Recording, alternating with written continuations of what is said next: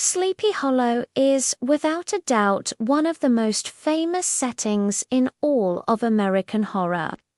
But did you know that Sleepy Hollow actually has its roots in Europe? Well, join me today and let S take a trip across the pond to find out where the Headless Horseman legend began.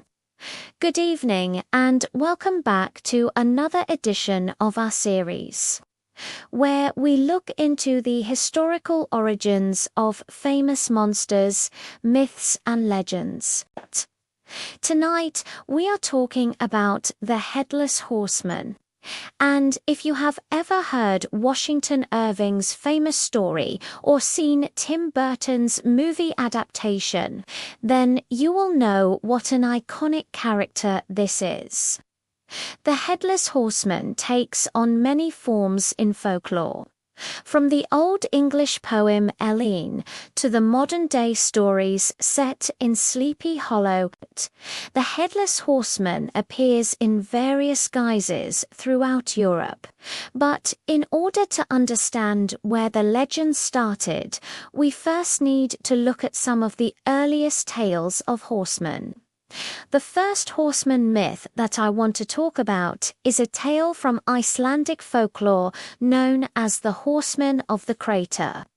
This story tells us about a hero named Holgard who was once out hunting when he came across a supernatural horse and rider. The rider asked Halgrim for help because he had been trapped in the crater of a volcano by trolls, and after helping him escape, the grateful horseman offered to take Halgrim on a ride. When Halgrim accepted, the rider vanished and the hero found himself being pulled along by the horse through the air. They travelled so high that they were eventually met with incredible views, and Halgrim got a glimpse of the rider's face, which was white and shining like silver. However, after refusing to allow the horseman to take him any higher, Halgrim fell to his death, and although he perished, he was later taken up to Valhalla by two female Valkyries. Another tale with similarities to the Headless Horseman comes to us from Norway. This story features a king's son who went riding one night only to encounter a dead man who slid off his horse and onto the ground. And just like the previous story, the main character is invited to go for a ride on the horse. After accepting, he finds himself racing faster than the wind until he is flung off the horse and left to die. However, this time it is four female elves who take him away, and just like in the last story, he is taken to Valhalla. From here, we can see how the basic story structure starts to form. A lone traveler meets a mysterious horseman who asks for help, but ends up tricking them and inviting them for a ride on their horse. During the ride, the traveler realizes that the horseman is supernatural and they are ultimately flung off the horse and killed. Some versions have the protagonist dying instantly, while others see them live long enough to be rescued or even take the horse for themselves. Now, I could sit here and tell you every single version of this story, but that would take all day. And instead, we are going to skip forward to the 18th century. By this point, the story had morphed into something different. As I am sure you are aware, the main version of the Headless Horseman comes to us from Washington Irving's The Legend of Sleepy Hollow.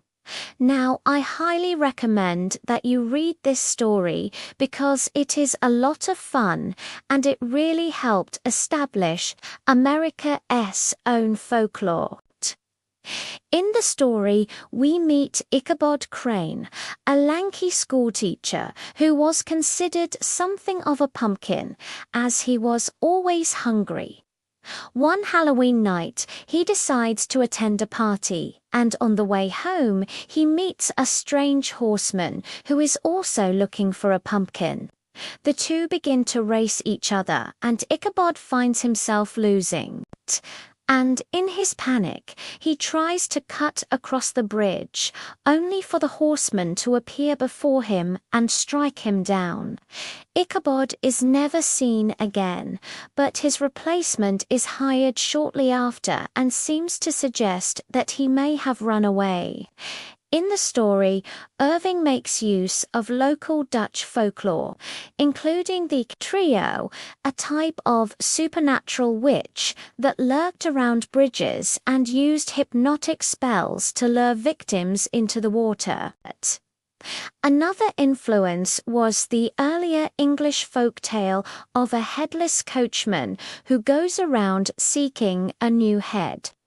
And this is a tale that we are now going to look at in more detail.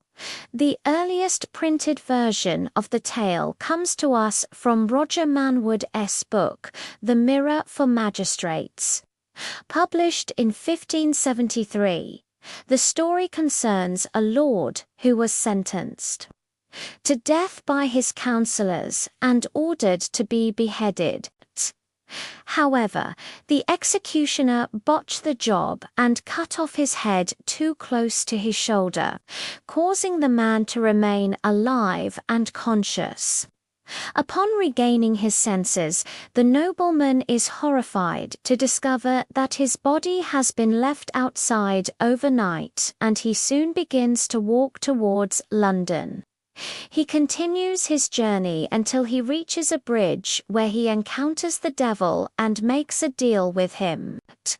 The devil agreed to carry the man back to his mansion in exchange for his soul, but only under the condition that he could not speak to any human souls until the following Christmas.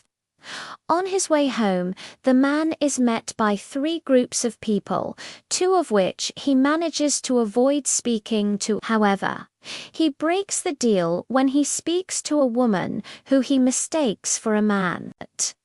The devil then returns and claims his soul, but allows the man a chance to escape his fate by guessing his weight.